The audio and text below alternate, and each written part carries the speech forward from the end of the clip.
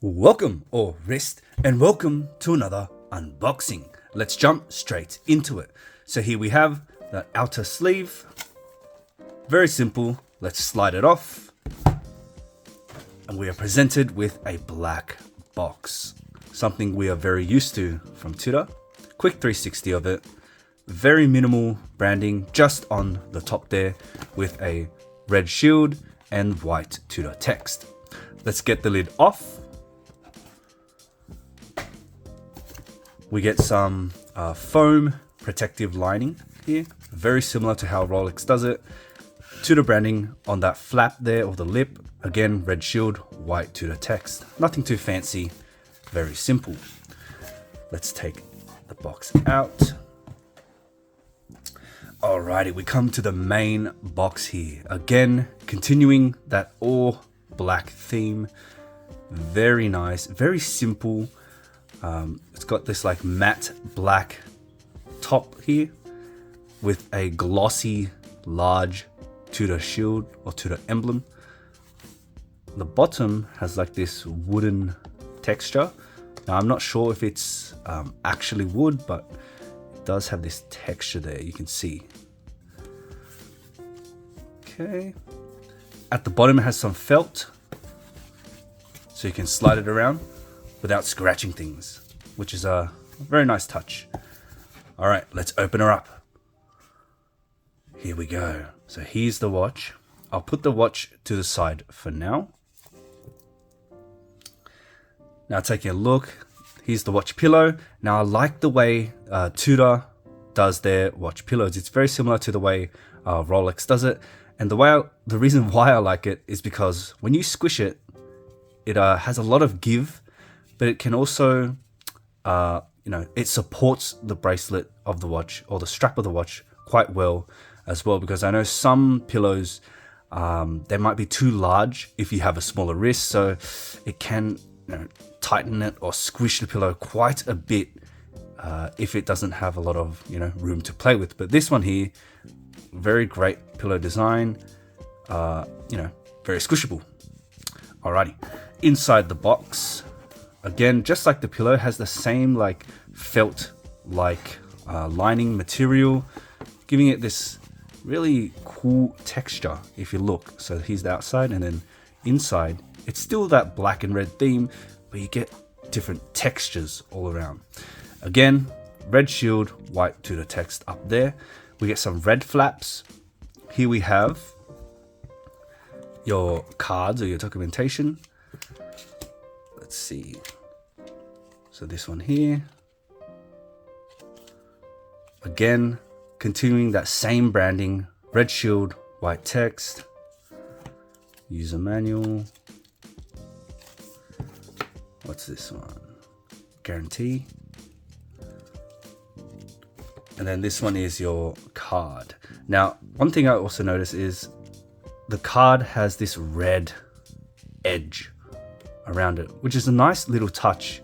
It's following that same red and black theme, and these booklets have, check this out, red stitching. Just these little things, I think they make a big difference to the overall, presentation and feeling of your goods, the watch. So let's put this back here. Let's take this to the side. Oh, actually, I forgot this here. Now, I really like this feature of Tudor boxes, this hidden compartment area. Here I have my spare links. It is sized to my wrist, and you can put like straps in here, your bracelet if you ever, swap out the bracelet for a strap. This is just a really nice touch right here. Keeps everything safe, and it keeps it looking very clean. Again, this pull tab as well, so it's easy to get your cards out. Very simple, but very functional, and looks quite elegant too. Alrighty, let's get this to the side and we'll take a look at the watch. Here it is, guys. This is the Tudor Black Bay 58 Blue. Now, right off the bat, taking a look at the dial, it is blue, but you can see it's like a grayish blue, giving it this muted and subtle look. The bezel itself is an aluminium insert with it's also blue, and it does try to match the color of the dial as well, following that same grayish, kind of like a faded look, the dial and the bezel. Now, I quite like this tone of blue because it's not very, it's not in your face, it's not super vibrant, it's quite subtle, and it keeps the watch kind of low key. We get applied markers there. We get the iconic snowflake hands, white text for both the logo and the text at 6, as well as that white printed minute track. The bezel is just like that flat aluminium printed on, except for this loom pip at 12 there, which is a nice little touch. And all this works together to just create this nice, classic, very clean look. It's a very aesthetically pleasing layout and very safe layout too. Now the bezel, let's check out this action.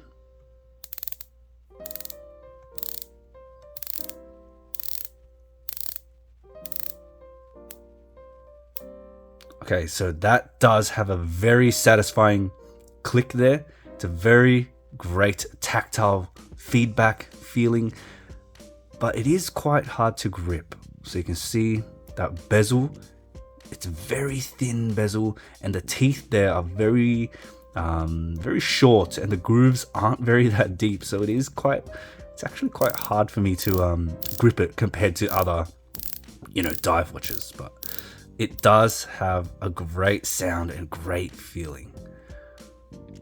Now looking at the case, we get brushed on the top of the lugs there with this fine polished bevel into the polished sides, and that side profile there really reminds me of Submariners and GMT's, that slab side profile, which keeps in line with that Rolex DNA.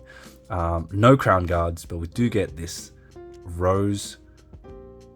Let's try to get that there.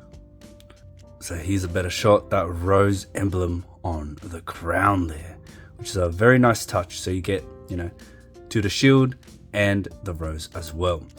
Now looking at the bracelet is also brushed on top with polished on the sides, and it does have these faux rivets there.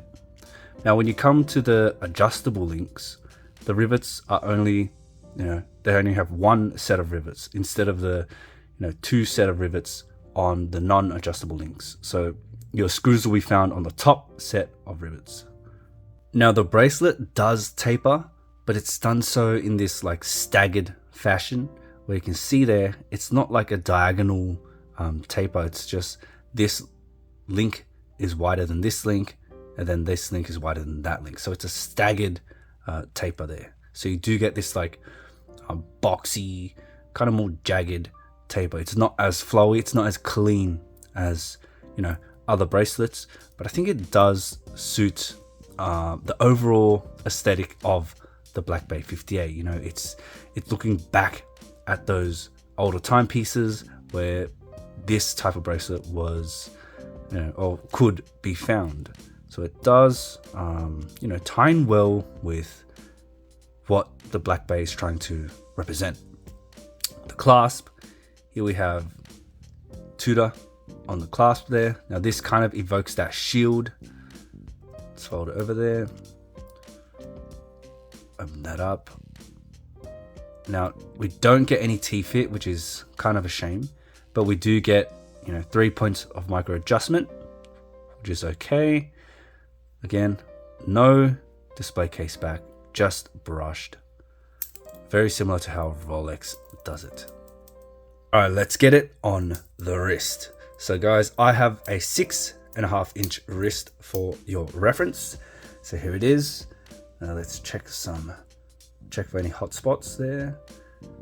So I would have thought this bracelet would pose some issues, but so far I don't really feel any hot spots, no sharp edges there.